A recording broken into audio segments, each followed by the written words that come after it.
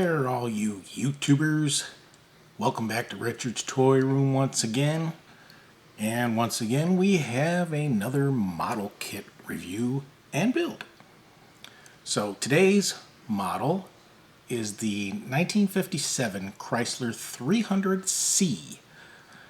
The Chrysler 300 is a very famous car from Chrysler Corporation. And it was the first car that actually had the same or more horsepower as it did cubic inches, and famous for the Hemi engine. And I don't remember what year they started offering non-letter series Chryslers, or 300s, but up to a certain point, the 300, every year they changed the N letter. So the next 58 was a D, and 59 was an E, so on and so on. And at some point they offered a lesser model without the letter on the end, and it was just a 300. But then the ones with the letters were like the primo, top of the line, creme de la creme models. Anyhow, getting a little off topic there. This is I'm not sure how old the original kit is, but this kit has been either created or updated with modern tooling. So this is, I've looked over the parts and I looked over the instructions a little bit before starting the video, and it looks like a really nice kit. So I'm hoping it goes together and comes out as nice as it appears to be from the parts. So let's get started. The first thing is we'll look at the box. You can see it just shows you some of the features of the kit: the Hemi engine, a chrome mirror. This has the tires with the white wall inserts. It's nice because I hate painting the white walls. I mean, obviously there's not a whole lot because they're like saying, it's got seats, hey. It's got emblems molded into the body, hey. So, of course the ends are almost always the same as the cover art, but on the side they show you a kind of a rear three-quarter view in a different color. And I'm kind of thinking this is the color, at least preliminarily, that I'm leaning towards, black. Now these only came, from what I could find, at least unless it was some sort of special order, in 5 colors, and that was green, black, white, a sort of tomato red, and a like copper metallic color. So I'm leaning towards the black. I might go for the green. The green, I think this is supposed to be the green on the box, although this looks like blue. It's sort of like spruce green from what I've seen in pictures. So let's take a look at the instruction sheet to start with. And you have your typical fold-out instruction sheet. It gives you in fact, down here it tells the colors that I just mentioned. And it would appear that the interiors only came in 2 colors, tan or black. So, I mean, that makes it a little easier, but I kind of don't like being so limited on the exterior color, but I want to do it as close to original as possible. And so I'm probably going to pick from one of the 5.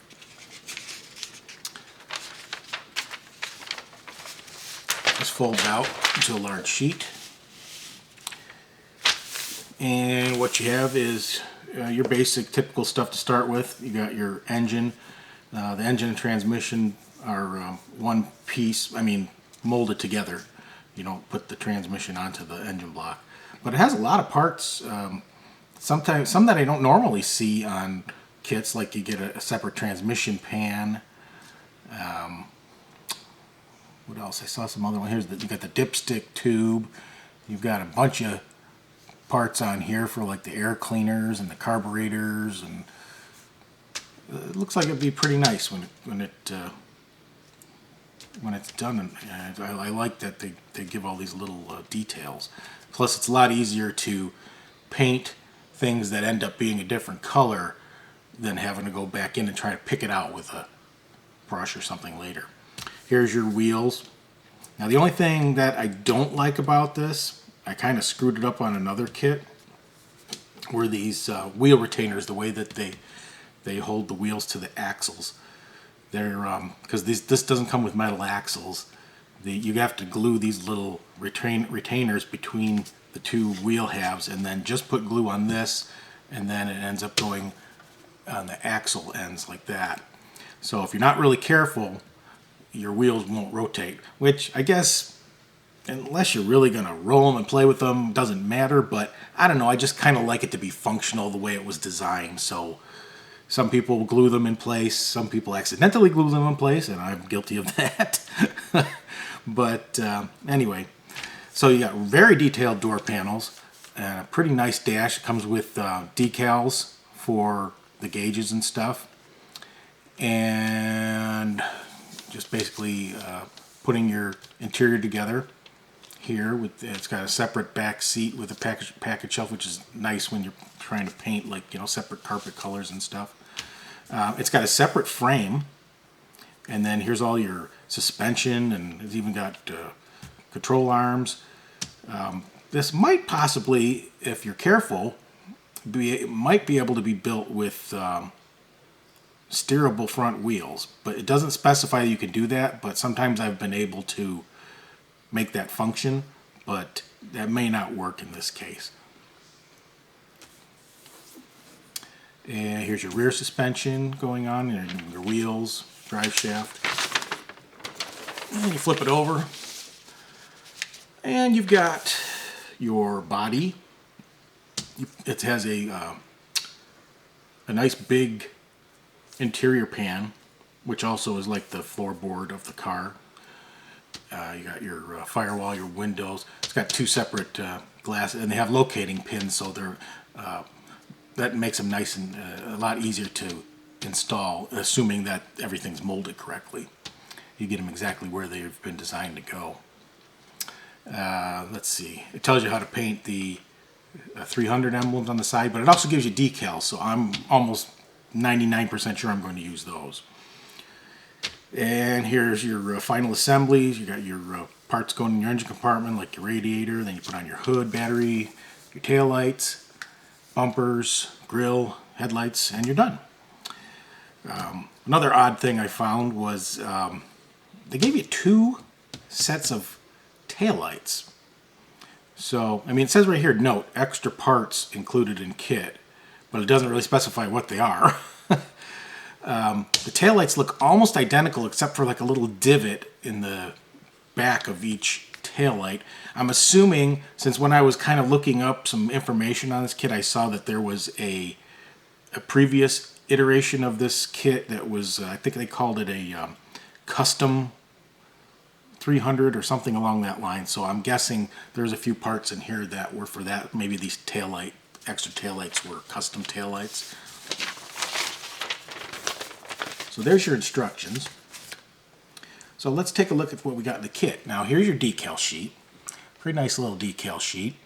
There's some odd ones on there, so I'm guessing those were like ones that you would use for the custom. It's got these like the flyer and stuff on it. Here's your 300 decals. It's got give you three different license plate options. Here's your ones for your dash, and then three little tiny 300 decals. I think they give you some extra ones because they give you two sets of dash decals here in case you screw up, I suppose. Well, I don't know why they do that. They don't normally do that in kits, but anyhow, that's what they give you here.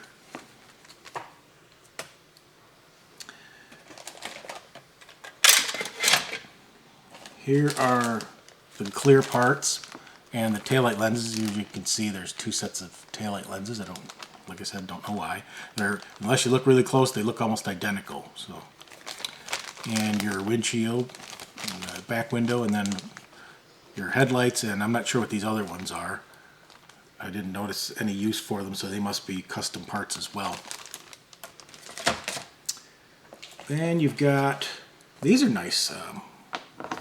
You got these tires, and you can see they've got the cutouts for the white walls, which might as well get those out too. They're right here. They go in there. And these I've never actually seen before. These you don't be able to see this on the camera, but they're BF Goodrich tires. They're called Silvertown. I've never come across BF Goodrich tires in a kit, at least not recently that I can recall. Maybe a long time ago. But they're nice. They're solid rubber tires with the cutout for the white walls. A nice tread, nice bias ply tread on those. So those will look nice. Let me get those all done. Let's take a look at the chrome parts. Very small chrome tree for this. Surprisingly, well, or maybe not, it was intentional. This car has very minimal chrome on it. It's a nice grille, some nice hubcaps. Here's their taillight bezels, bumpers, and headlights. That's about all you get, and a mirror. And then, and that's the emblem for the trunk way that down there. That's weird that they gave that separate. I'm not sure why, but they could have just molded that in. But I will be using every one of those pieces, which is odd for a kit. Now let's break out the white pieces.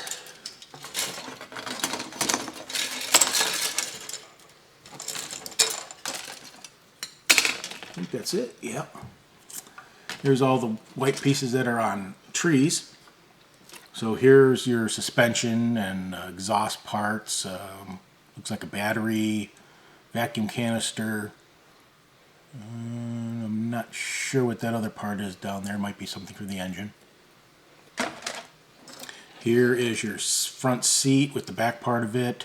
This is goes under the hood. It's like where the hood catch goes or something along that line. You got your wheel backs. Here's your little wheel locking hubs, your control arms, shocks, radiator shroud.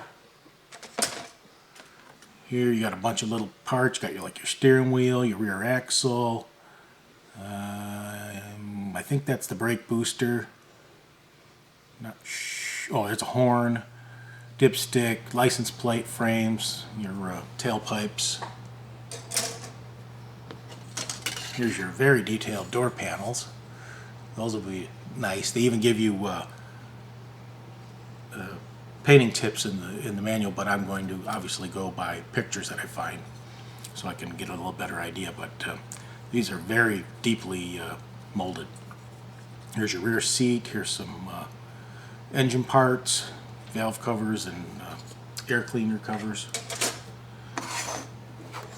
Here's the one with the hood. It's got the Chrysler letters molded in there. You've got your optional hood hinges. Here's all your torsion bar suspension and front linkage, and some radiator hoses.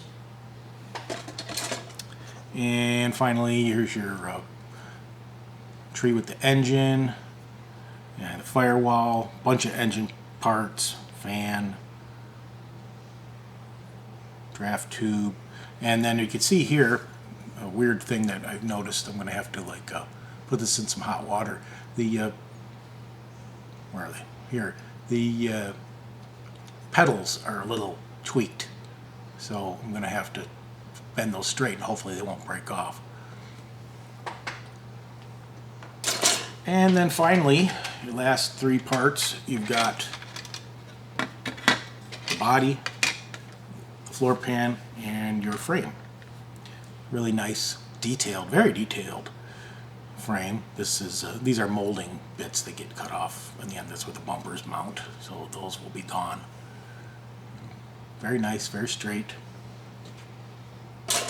And then you've got your really detailed floor pan. Both sides. This is the interior with the carpet. You've got floor mats molded in. Very nice.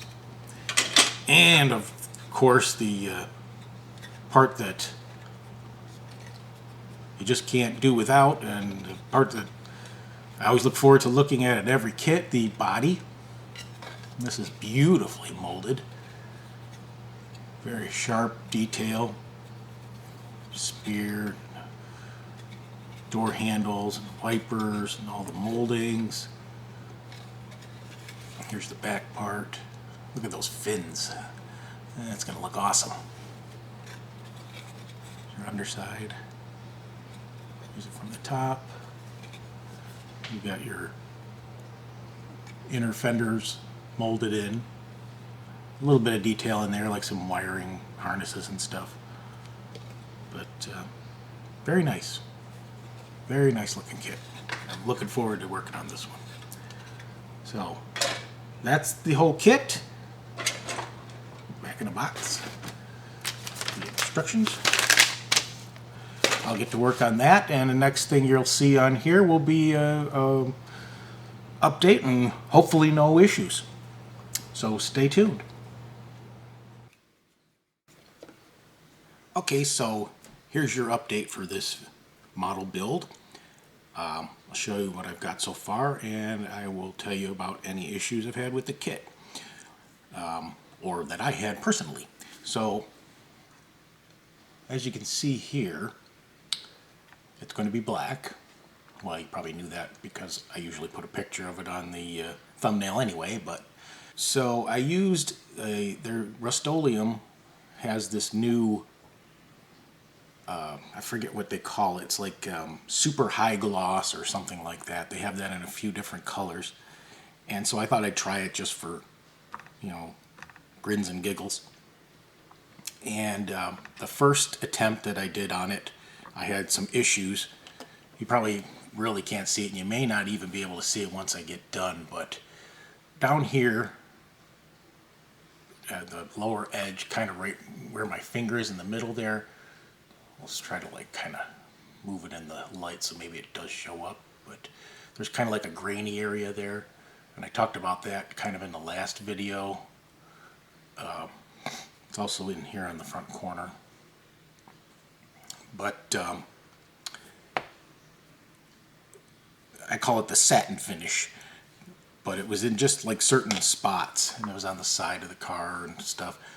And so what I actually did was I went over this with 2000 grit sandpaper and gave it a good buff down with that, and then I shot another coat on it. It has been sitting for a while, at least a week, if not, well, maybe it wasn't quite that long.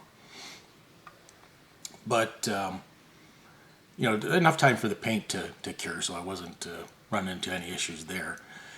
And about 98% of it is gone now, and I think this is going to look nice as long as I don't mess up the chrome trim when I go to detail the body. So I'm happy with that. That's probably one of the best paint jobs that I've had in a long time. So hopefully this will all turn out right. As far as the interior bucket, let's see if I had any issues with that. Not really. This all went together pretty good. I don't recall any issues with this in fit or anything like that. There was one issue with the chassis here, but overall it went together pretty good. The problem I had was with the instructions, it was a little unclear about what to put together first here. So there's this big piece here, that's the lower control arms and the bottom of the subframe, and the strut arms that go up here, and then this part down here. Well, actually that's a separate part. Up here. This sway bar is part of all this one big piece. When I went to put that together, and also the torsion bars are part of that too. That goes all the way down here. It's like a big giant piece. Had a little problem hooking the exhaust up after, because I kind of had to snake it in and out and around that. I think it probably would have been easier to put this in after putting the engine and the exhaust in. and then just having to snake the two torsion bars through. But, you know, that was neither here nor there. I mean, it was doable, obviously, but it was a little kind of tricky to snake those front exhaust pipes in there after everything else was already in there. But that was about it, really.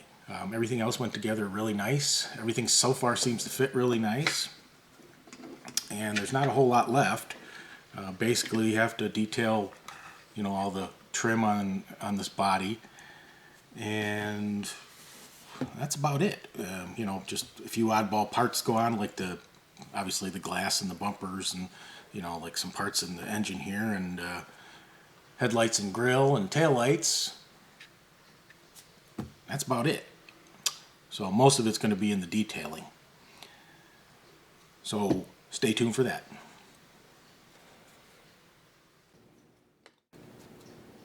Here we are with the final reveal.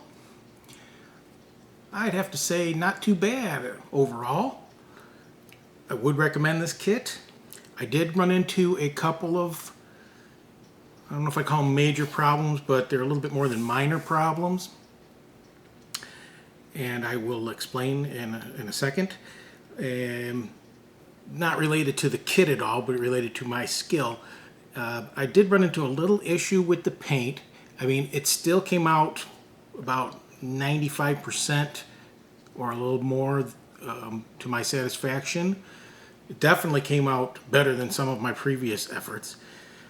But somehow, I'm not sure what, I don't know, maybe I didn't let it sit long enough, but I left some fingerprints and stuff, and also when I flipped it onto its roof to put the front and rear windshields in, it left, I put it on a cloth so that, you know, I didn't want it to like get scratched or anything on something of a more hard surface. It left kind of cloth marks in the paint. So, like I said, there's always something. I can't win. But I did take this stuff here. I've showed you it before. This Meguiar's Scratch X. Very gently, I polished after I was all done. And like I said, about 98% of all the marks, fingerprints, and whatever came out. Although there's still a couple of spots where it's not, you know, up to my satisfaction. Maybe it just needs a little bit more buffing or something. But with my luck, if I did any more, I'd buff through the paint or something. So I wanted to stop when it was good enough. Which, to me, this is good enough. And I didn't want a chance ruining the whole paint job just to get a couple of smudges or whatever out of the finish. So, I mean, you know, if it hits the light just right, you can kind of see the imperfections, but it's light years ahead of some of the other ones. Now, I will also, as usual, put it on the turntable and give you a nice close-up at the end there so you can see all my flaws. But the other problems that I did run into, the front windshield seemed to fit pretty good. The rear windshield was a big problem. It did not want to fit into the shape of where it's supposed to go very well. I'm not sure if something was injected wrong or if it was just designed wrong, or because as far as I can tell, I've got it in, or was getting it in the best as possible, but it just didn't want to really seem to fit in there right. And there is a slight gap along the top, a little bit more on the passenger side than the driver's side, but I mean, I did the best I could with it. It didn't want to really stay in there. And I mean, I ended up having, I had it all done, and it was all dry, and I looked at it, and it must have moved when I thought it was in place, so I had to pop it out and redo it. So then, the only other problem I had was putting the body to the the rest of the car, the frame and the interior. Now, it wasn't clear in the instructions whether you were supposed to put the interior in and then glue the frame onto that, because either way it was still a little difficult to do. If you would have put the interior in first, it would have been easier, because under the hood there's all that stuff like the firewall and side of the engine and stuff that kind of interferes when you're trying to put the body to the frame if you already have the interior glued to the frame. But I found that kind of easier to do, because the only thing that has to attach are two little slots on the back behind the rear bumper that are in the chassis pan, and you have to put the front in first, because you can't get all that stuff around the firewall and all that with those two pieces attached previously. So what I did was get that in and then snapped the bottom back part in till it only had to go like 1/16 of an inch, and just kind of shimmied in with like the little screwdriver, and kind of flex it out a little bit and pop it in. Problem was, if I popped that in first, I couldn't get the front to sit down right.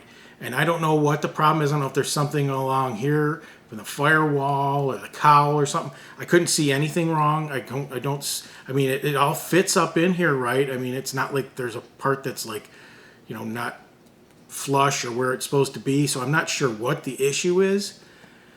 So what I ended up doing was basically what I just said, but I put the front in, but I did not attach the rear. So I glued the front into place and clamped it, and then waited for that to dry, and then snapped the back in. I didn't even glue the back because it holds in with the two little slots. And that seemed to work. But those were the only two issues I had, since the last update. Decals and everything. Oh no, there was one other issue. Now, let me move this out of the way. Probably can't see it, but the rear bumper, it fits fine, but it interfered with the tail lights, because it kind of overlaps the taillights. The taillights kind of sit down onto the top of the bumper. And when you put the bumper in and you push it in so it's straight, and otherwise it would kind of like, if you're looking at it from the side, this is straight. And then if you push it in straight, the taillights want to pop up and not sit flush to the top of the fins. If you push the taillights back in, it pushes the bumper down like that. So what I had to do was I had to elongate the holes. There's two little holes in the back of the bumper. Two little pegs in the back of the bumper that go to the two holes in the back of the car.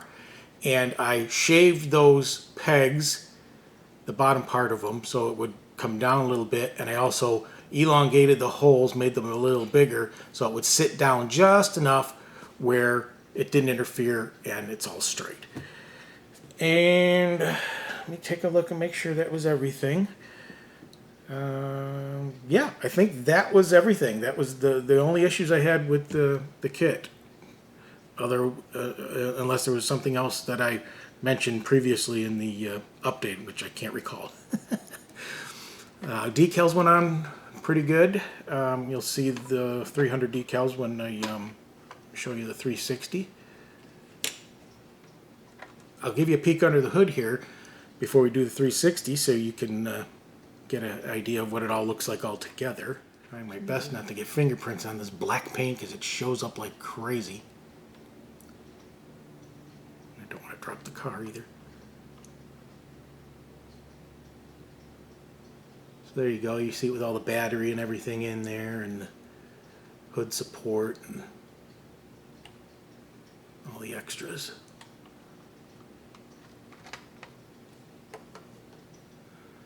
All right, so that'll do it for the 57 Chrysler 300. So I will say goodbye now. Thank you for watching. Stay tuned for more great videos from the toy room. And we'll see you again later. Over to Chrysler, the most beautiful car this year. Come close to Chrysler, it's the one that's fun to be near. You like the young car feeling, the big car comfort, now easier to own. Move up to Chrysler, the young new Chrysler. The 1957 Chrysler Corporation cars have more engineering advances than any other line of new cars. And they're definitely the leaders in automotive styling. So, before you buy any new car, see your dealer and drive one of the newest new cars in 20 years from the forward look of Chrysler Corporation.